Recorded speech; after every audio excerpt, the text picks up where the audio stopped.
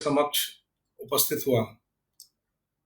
यह देश अद्भुत है, विशाल है और हमारा इतिहास बहुत हमें गर्व का एहसास कराता है। लेकिन आज संकट के दौर से गुजर रहा है और यह संकट वैश्विक है। पूरी दुनिया आज कोरोना वायरस के संकट से जूझ रही है। ऐसे में हमारा देश भी इससे जूझ रहा है, मुकाबला कर रहा है। आवाज क्यों आ रहा है यार?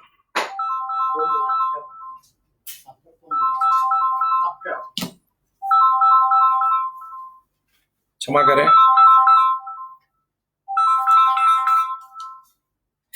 मैं कह रहा था कि पूरी दुनिया आज कोरोना वायरस को झेल रही है, जूझ रही है उससे। झारखंड में भी हम जूझ रहे हैं कोरोना वायरस से। हम सौभाग्यशाली हैं कि प्रधानमंत्री जी के रूप में एक ऐसे शख्स हमें मिले हैं जो सोते जागते हमेशा ही भारत की जो 125 करोड़ आबादी है उसकी चिंता करते हैं, जो जनगण मन है उसकी चिंता करते हैं। मैं इस अवसर पर आप सबों से आग्रह करता हूं कि मोदी जी ने जो आह्वान आपका किया था कि आप घरों में रहें, आपने लगभग अक्षर से उसका पालन किया और आज उसी का नतीजा है कि पूरी दुनिया में अमेरिका हो, फ्रांस हो, इटली हो, ग्रेट ब्रिटेन हो, इस प्रकार के जो विकसित देश हैं जो स्वास्थ्य के दृष्टिकोण से हमसे बहुत आगे हैं, वहां हालात बहुत खराब हैं। एक एक दिन में अमेरिका जैसे देश में 4-4 हजार, 5-5 हजार लोग मौत के गाल में समाये जा रहे हैं। ऐसे में अपने प्रधानमंत्री माननीय मोदी जी के द्वारा जो लॉकडाउन का निर्णय लिया गया, इस निर्णय ने हम सबों को बहुत राहत पहुंचाई है। हम लोगों ने मोदी जी का बात माना, मोदी जी का बात सुना और आज खुशी इस बात की है कि दुनिया में जिस प्रकार से कोरोना संक्रमण से जो मौतें हो रही हैं उससे भारत का आंकड़ा बहुत ही कम है। यह हमारे लिए सुखद संदेश देता है। लेकिन अभी भी हालात बहुत अच्छे नहीं हैं। हम सबों को घर में रहना चाहिए, जितना हो सके कम से कम बाहर निकलना चाहिए। अगर बाहर निकलें तो मास्क लगाकर निकलें, अगर मास्क अवेलेबल नहीं है तो इस प्रकार का गमछा लपेट कर हम निकलें। अभी आज भारतीय जनता पार्टी झारखंड प्रदेश के आह्वान पर हमने उपवास रखा। पार्टी ने आह्वान किया कि पूरे प्रदेश में जितने भी सांसद हैं, जितने भी विधायक हैं, जितने भी प्रदेश के पदाधिकारी हैं, जिले के अध्यक्ष हैं, जिले के पदाधिकारी हैं, वो उपवास करेंगे। और उपवास क्यों करेंगे, मैं इसकी थोड़ी चर्चा आपके समक्ष करना चाहता हूं। देखिए, झारखंड में जिस प्रकार से कोरोना वायरस को लेकर राज्य सरकार को संवेदनशील होना चाहिए था, वस्तुतः राज्य सरकार में संवेदना की बहुत कमी दिख रही है। भारत में कोरोना वायरस ने दस्तक होली के पूर्व में ही दे दिया था और ऐसे में विधानसभा भी पूरी ढंग से नहीं चली। विधानसभा भी की कार्रवाई बीच में स्थगित करनी पड़ी। विधानसभा कार्रवाई के दरमियान होली जैसा त्योहार था और हमारे भारतीय जनता पार्टी के नेता विधायक दल माननीय बाबूलाल मरांडी जी ने हम सबों से अपील की कि हम लोगों को बहुत सादगी रूप में रहना है और होली नहीं मनाना है, जितना बन पड़े उससे दूर रहना है। लेकिन भारतीय जनता पार्टी के जो विधायक हैं उन्होंने अपने नेता के बात को सुना, माना। और मैं आपको बताऊं कि विधानसभा परिसर में जिस तरह से होली के त्योहार में सत्ताधारी दल के लोगों ने, चाहे झारखंड मुक्ति मोर्चा के नेता हो, मुख्यमंत्री हो, उनके मंत्री हो, कांग्रेस के मंत्री हो, उनके विधायक हो, उन सबों ने जिस तरह से हुड़दंग मचाई, उससे अब उसी समय साबित हो गया कि झारखंड में हेमंत सोरेन जी के नेतृत्व में चलने वाली सरकार कोरोना को लेकर जरा भी संवेदनशील नहीं है। अभी देखिए, झारखंड में जो सरकार चल रही है वो एक तो जगी बहुत देर से, और जब जगी तो तब जगी जब काफी विलंब हो गया था। अभी उन्होंने वादा किया कि झारखंड में कोई भी इंसान भूखा नहीं रहेगा, हम सबको अनाज देंगे, चाहे राशन कार्ड वाले उनको भी मिलेगा अनाज और जिनका राशन कार्ड नहीं है उनको ही मिलेगा अनाज। मुझे कहते हुए बहुत दुख हो रहा है कि आज भी, विशेष करके मैं बोकारो विधानसभा क्षेत्र से आता हूं और मेरे विधानसभा क्षेत्र में 50,000 से ज्यादा की आबादी ऐसी है जिसमें लगभग 30,000 हमारे बोकारो शहर में और लगभग 30,000 की आबादी जिसमें विस्थापित क्षेत्र आता है, उत्तरी विस्थापित क्षेत्र हो या दक्षिणी विस्थापित क्षेत्र हो अथवा ग्रामीण क्षेत्र हो। ऐसे लगभग 50 से 1,000 के बीच की आबादी ऐसी है जिनके पास राशन कार्ड नहीं है और उनको भी अनाज चाहिए इस दुख की घड़ी में, संकट के घड़ी में। और हम लोगों ने बार बार प्रयास किया, लेकिन जिनके पास राशन कार्ड था उन्हें तो अनाज मिल रहा था, लेकिन जिनके पास राशन कार्ड नहीं है उनको आज भी अनाज मिल नहीं पा रहा, आज भी अनाज की उपलब्धता नहीं हो पा रही। तो आखिर हेमंत सोरेन जी बार बार इस प्रकार का गलत बयान क्यों दे रहे हैं? माननीय मुख्यमंत्री हेमंत सोरेन जी इस प्रकार झूठ क्यों बोल रहे हैं? इस प्रकार से हम विधायकों का फजीहत क्यों करवा रहे हैं? इस प्रकार से जो आम गरीब जनता है, लॉकडाउन के चलते जो घरों में रहने को मजबूर है, लाचार है, बेबस है, उनको अनाज आखिर कौन मुहैया कराएगा?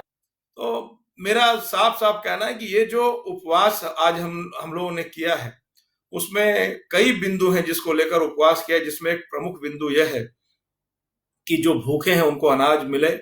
और प्रभु से प्रार्थना करता हूं कि हे प्रभु, हेमंत सोरेन जी की सरकार को सद्बुद्धि दे, हेमंत जी को सद्बुद्धि दे। अब उन्होंने कहा कि जो विधायक मद है, विधायक अपने 25 लाख रुपए का उपयोग करें, सरकार यह अधिकार देती है, जिसमें जो बाहर फंसे लोग हैं उनको 2,000 रुपया का मदद विधायक अपने अनुशंसा से कर सकते हैं। मुझे इस फेसबुक लाइव के माध्यम से आप सबको बताते हुए बहुत कष्ट हो रहा है, बहुत दुख के साथ कहना पड़ रहा है कि 500 से ज्यादा रिकॉर्ड्स हम लोगों ने तैयार कर लिए हैं और भेजे हैं जिला प्रशासन को, लेकिन आज भी मेरी डीडीसी साहब से बात हुई है कि जो हमने आपके पास डिटेल्स भेजे हैं, क्या वो राशि संबंधित जो मजदूर भाई बाहर फंसे हैं या जो भी आम जनता झारखंड के हमारे भाई जो झारखंड के बाहर फंसे हैं, चाहे चेन्नई में है, बेंगलोर में है, दिल्ली में है, पुणे में है, अहमदाबाद में है, देश के किसी भी कोने में है, अगर फंसे हैं तो उनके लिए जो मैंने अनुशंसा किया था वो राशि चली गई क्या? तो डीडीसी साहब ने कहा कि नहीं सर, सो कल शाम तक तो पैसा आया ही नहीं था, तो अभी आज देखते हैं सर कि क्या अगर पैसा आया होगा तो हम जरूर आज भेजने का काम करेंगे। मैं डीडीसी साहब का आभार व्यक्त करता हूं कि उन्होंने कहा कि मैं भेजने का काम करूंगा, लेकिन सवाल तब भेजेंगे ना जब राशि आएगी। माननीय मुख्यमंत्री जी, आपने लगभग 10 दिन पहले घोषणा की और हम लोगों को कहा, हम लोगों ने फेसबुक के माध्यम से, सोशल मीडिया के माध्यम से चला दिया और जो हमारे भाई मजदूर भाई मात्र 2,000 रुपए, जिसकी कोई कीमत नहीं है, उस 2,000 रुपए के लिए अगर वो बाहर फंसे हैं और वहां इंतजार कर रहे हैं कि काश 1,000 रुपए आ जाए तो किसी तरह से हम 2 जून का रोटी जुगाड़ कर सके अपना, तो उनकी आत्मा आज तड़प रही है, आज कष्ट है उस 2,000 रुपए के लिए। कौन दोषी है? बहनों भाइयों, मैं चाहता हूं कि उन भाइयों का मदद करूं, लेकिन हमारी मजबूरी है कि सरकार ने घोषणा तो कर दिया, लेकिन सरकार ने घोषणा किया लेकिन उस घोषणा पर अमल नहीं किया। मैं मुख्यमंत्री से आग्रह करता हूं कि कृपया अपनी संवेदनशीलता को जीवंत करें और आज के आज जो 25 लाख रुपए आपने देने को कहा है वो राशि जल्दी से जल्दी आप ट्रांसफर करें जिला प्रशासन के खाते में, ताकि उस राशि को जो हम लोगों ने अनुशंसा भेजे वो उस अनुशंसा से उनको फौरी राहत पहुंचाई जाए। एक बात और बताना चाहता हूं कि राज्य सरकार ने एक और घोषणा किया, माननीय मुख्यमंत्री जी हेमंत सोरेन जी ने, कि एक ऐप हम जारी करने जा रहे हैं, जिस ऐप के माध्यम से झारखंड के बाहर जो भी हमारे झारखंडी भाषा हैं उनको हम भी 1,000 रुपया अलग से मदद करेंगे। आज उनके घोषणा 1 सप्ताह हो गए, लेकिन आज तक वो ऐप खुला नहीं। वो ऐप जब भी आप जाइए डाउनलोड करने, वो ऐप खुल ही नहीं रहा है, वो ऐप काम नहीं कर रहा है। तो आखिर कैसी आपकी घोषणा है, क्या आपका सिस्टम है? हेमंत सोरेन जी, माननीय मुख्यमंत्री जी, आपका पूरा सिस्टम फेल है, आपका तंत्र फेल है, आपकी सरकार सिर्फ घोषणा की सरकार है। आप लाचार मुख्यमंत्री हैं, आप मजबूर मुख्यमंत्री हैं, आप बेचारे मुख्यमंत्री हैं। आपको एक मिनट भी मुख्यमंत्री पद पर रहने का अधिकार नहीं है। अगर जरा भी नैतिकता है तो आपको अपने पद पे बने रहने का अधिकार नहीं है। आप एक मिनट में अपने इस्तीफा सौंपिए। झारखंड की कुर्सी पर बैठने का आपको अधिकार नहीं है मुख्यमंत्री जी, आपने हद कर दी है। मित्रों, बहुत सारी बातें कहने को है, बहुत सारे दर्द आज सीने में दफन है। मैं नहीं चाहता था कि इस बात को, लेकिन आज दुख के साथ कहना पड़ रहा है कि आज कोरोना योद्धा के रूप में जो भाई आज लड़ रहे हैं, जूझ रहे हैं प्राण प्रण से, आज कोरोना वॉरियर्स के रूप में, कोरोना योद्धा के रूप में, चाहे वो डॉक्टर्स हो, चाहे वो सरकारी कर्मचारी हो, चाहे सेवा करने वाले समाज सेवी हो, अथवा भाई जो पुलिस कर्मी हैं, जो हैं उनके उनके हित के लिए जो बड़ी संख्या में जमाती लोग, जिन लोगों ने कोरोना फैला, जो बड़ी संख्या में जो लोग जहां उनके मदद के लिए जा रहे हैं, उनका टेस्ट के लिए जा रहे हैं, लेने जा रहे हैं, उनके साथ मार पिटाई की जा रही है, उनके ऊपर थूकने का काम किया जा रहा है। लेकिन दुख के साथ कहना पड़ रहा है कि कार्रवाई करने से झिझक रही है सरकार। आखिर क्यों झिझक रहे हैं हेमंत सोरेन जी? झारखंड की जनता ये जानना चाहती है आपसे, आप क्यों झिझक रहे हैं? उनके ऊपर कार्रवाई क्यों नहीं की जा रही है? ये झारखंड की जनता आपसे जानना चाहती है। आप इसे वोट के चश्मे से मत देखिए।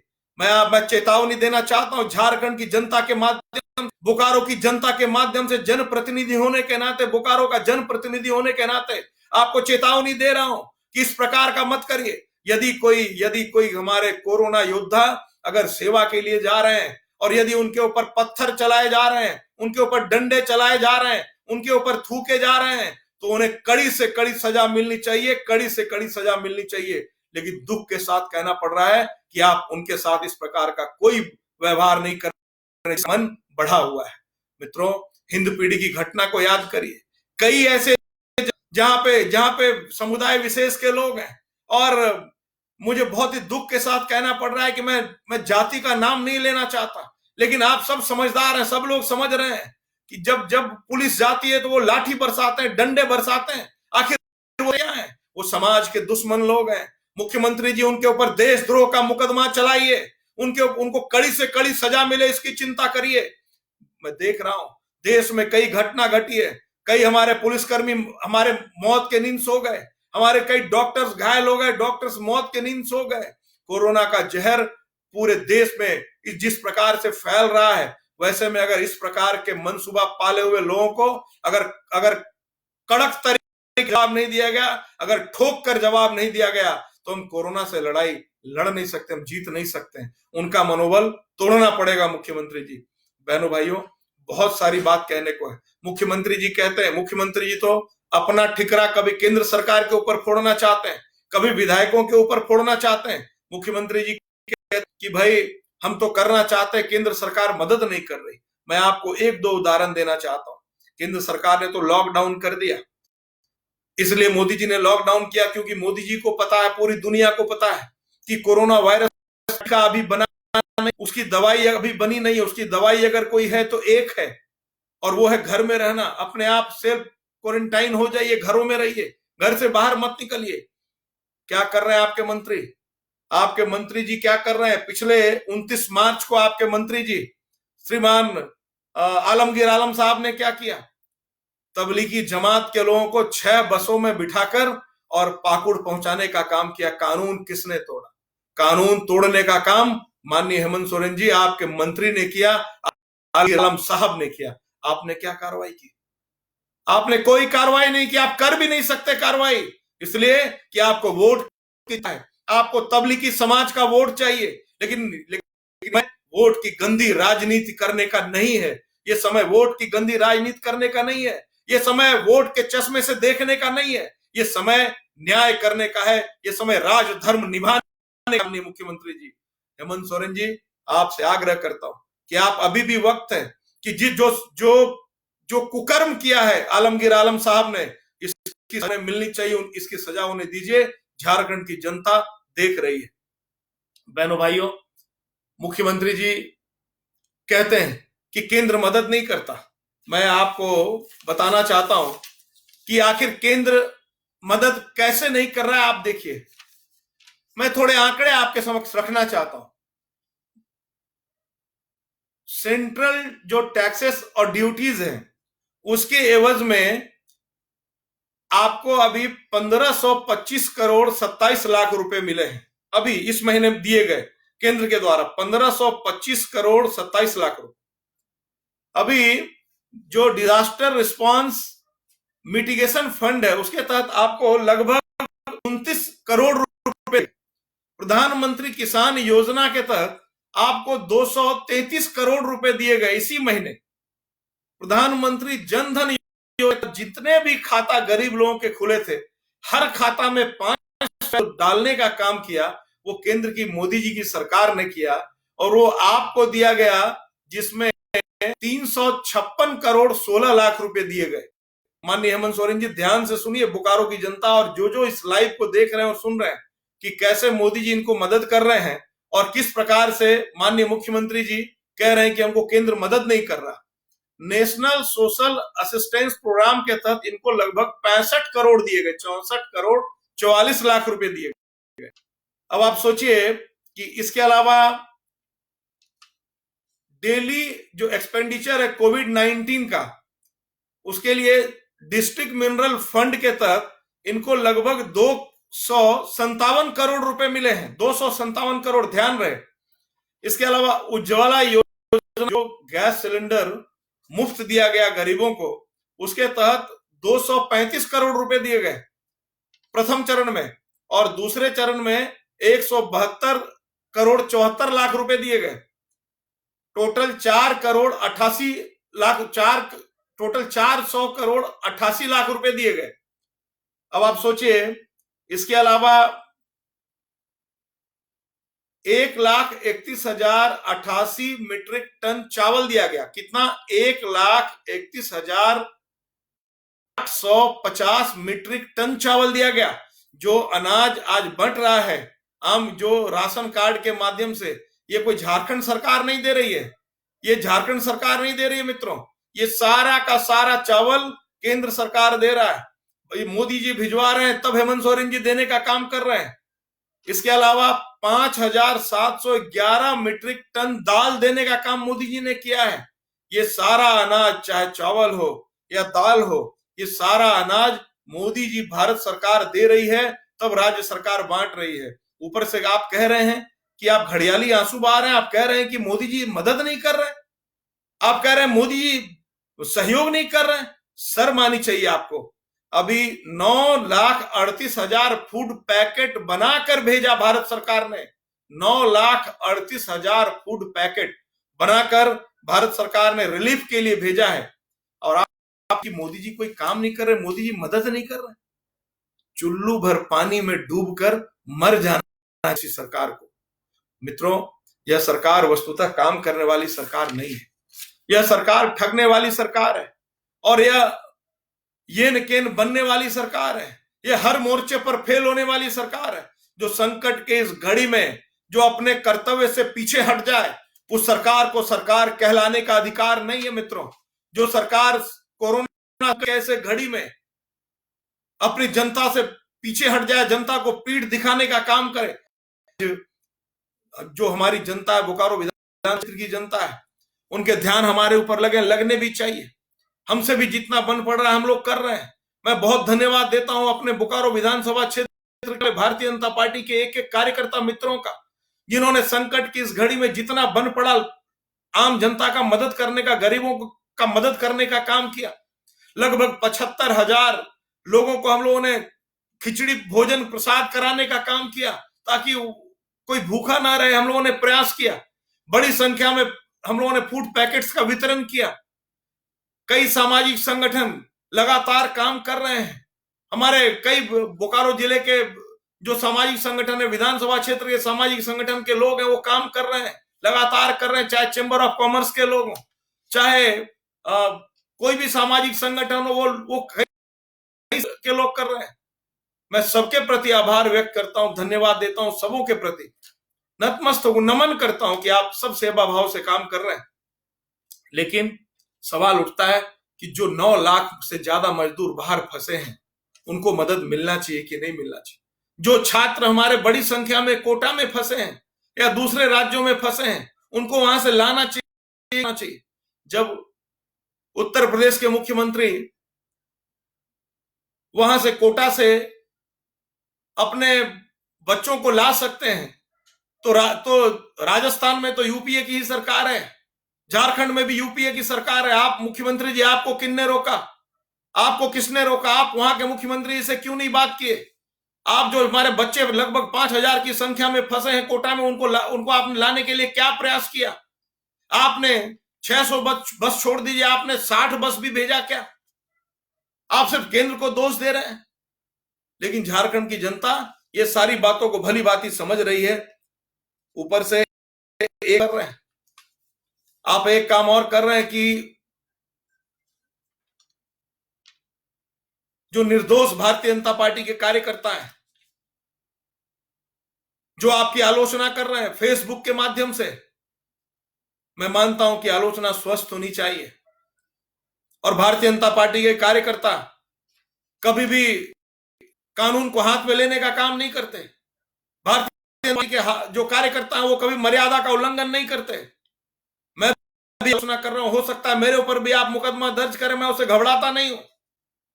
लेकिन भारतीय जनता पार्टी के निर्दोष कार्यकर्ताओं के ऊपर जिस प्रकार से सिर्फ आलोचना करने के एवज में माननीय मुख्यमंत्री जी, आपकी सरकार जिस तरह से राज्य भर में कर रही है, कान खोलकर सुन लें कि ये सब चलने वाला नहीं है। और लॉकडाउन जैसे ही खत्म होगा, भारतीय जनता पार्टी के कार्यकर्ता बड़ी संख्या में सड़कों पर उतरेंगे। अपने प्रदेश अध्यक्ष माननीय दीपक प्रकाश जी के नेतृत्व में उनके आह्वान पर सड़क पर उतरेंगे। अपने नेता बाबूलाल मरांडी जी के आह्वान पर सड़क पर उतरेंगे। अपने नेता रघुवर दास जी, अर्जुन मुंडा जी के आह्वान पर सड़क पर उतरेंगे और ईंट से ईंट बजा देंगे, मजबूर करेंगे कि सरकार को 1 मिनट भी रहने का अधिकार नहीं होना चाहिए। मित्रों, मैं आपसे आग्रह करता हूं कि इस सरकार की मंशा को समझिए और जितना बन पड़े, जो बन पड़े, हम सिर्फ सरकार के भरोसे नहीं रह सकते। मैं हाथ जोड़कर आप सबों से विनती करता हूं, और विशेष करके हम सब भारत माता की संतानें हैं। हम भारतीय जनता पार्टी के एक एक कार्यकर्ताओं से मैं आग्रह करता हूं, जो भारतीय जनता पार्टी के शुभ चिंतक हैं, उनसे मैं आग्रह करता हूं, हाथ जोड़कर विनती करता हूं। जो समाज सेवी कहते हैं अपने आप को, जो समझते हैं कि हम समाज सेवी हैं, मैं उनसे भी आग्रह करता हूं, आप सब अच्छा कर रहे हैं। जो बन पड़े, निश्चित रूप से अगर आपके अगल बगल कोई भी अगर भूखा है, एक विधायक चाह कर भी पूरे विधानसभा क्षेत्र के सारे अपने बंधुओं की चिंता नहीं कर सकता। अगर विधायक चाह ले तो एक एक लोगों का चूल्हा नहीं जला सकता है। मैं बहुत ही विनम्रता पूर्वक आग्रह करता हूं कि बगल में यदि कोई भूखा है, कोई अगर लगता है कि वहां अनाज की कमी है, तो निश्चित रूप से जितना बन पड़े जरूर उनकी चिंता करनी चाहिए। अगर हमने 2 लोगों को भी भोजन करा दिया, अगर हमने 2 लोगों को भी भोजन अन्न ग्रहण करा दिया, तो हमारा जीवन सार्थक हो जाएगा।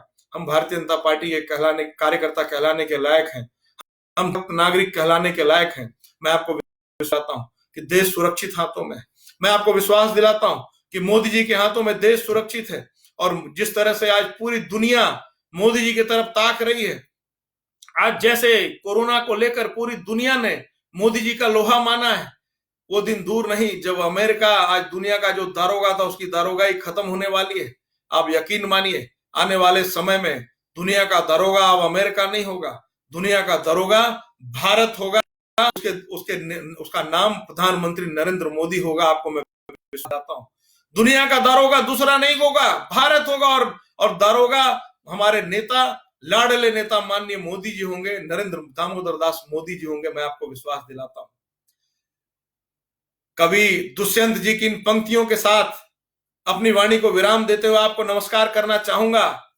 कवि दुष्यंत कुमार जी ने कहा था कि वह प्रदीप जो दिख रहा है झिलमिल, वह प्रदीप जो दिख रहा है झिलमिल, दूर नहीं है, थक कर बैठ गए क्या भाई, मंजिल दूर नहीं है। बहुत बहुत धन्यवाद। भारत माता की जय। नमस्कार।